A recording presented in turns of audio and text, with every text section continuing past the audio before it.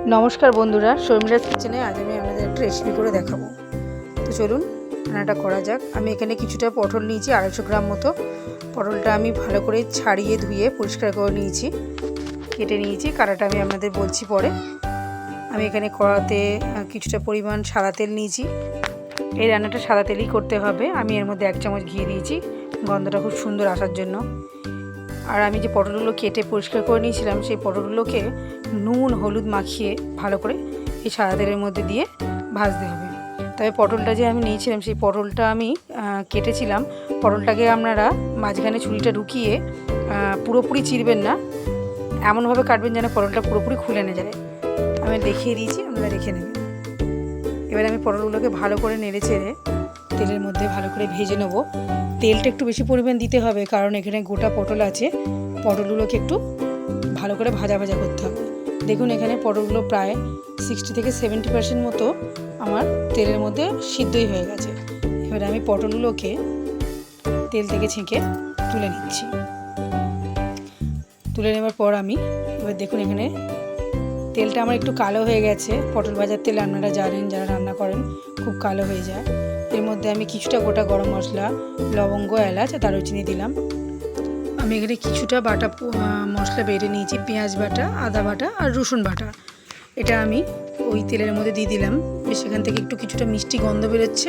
তারপর আমি বাটা মশলাটা এর মধ্যে দিয়ে দিলাম।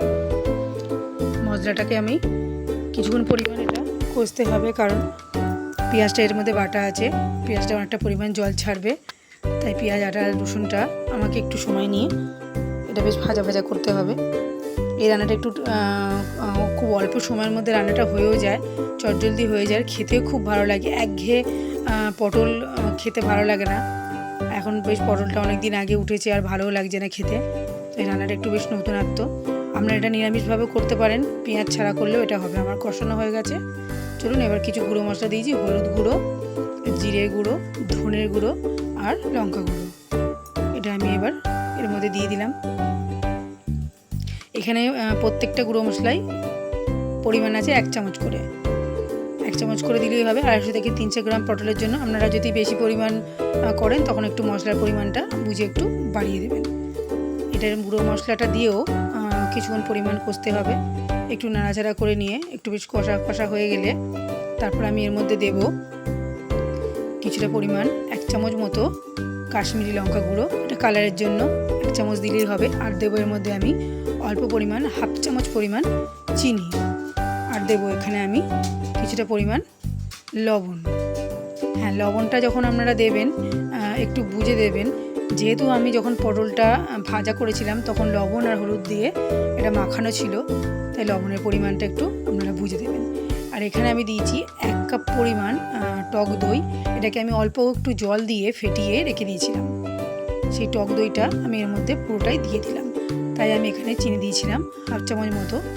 যে কোনো রান্নায় টক দই দিলে তা ব্যালেন্স করার জন্য আপনাকে স্বাদটা চিনি আপনাকে দিতে হবে, নাহলে খেতে ভালো লাগে না। টক দইটা দেওয়ার পরও আমাদের একটু ভালো করে এর সাথে মেশাতে হবে, যাতে টক দইটা পুরোপুরিভাবে মিশে যায়।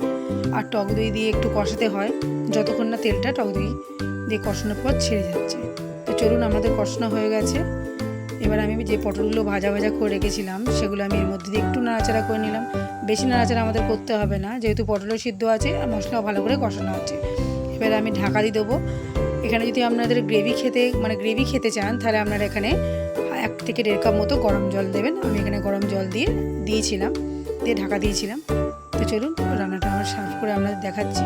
রান্নাটা আপনার রুটি, পরোটা, ভাত যে কোনো জিনিসের সাথে খেতে পারেন।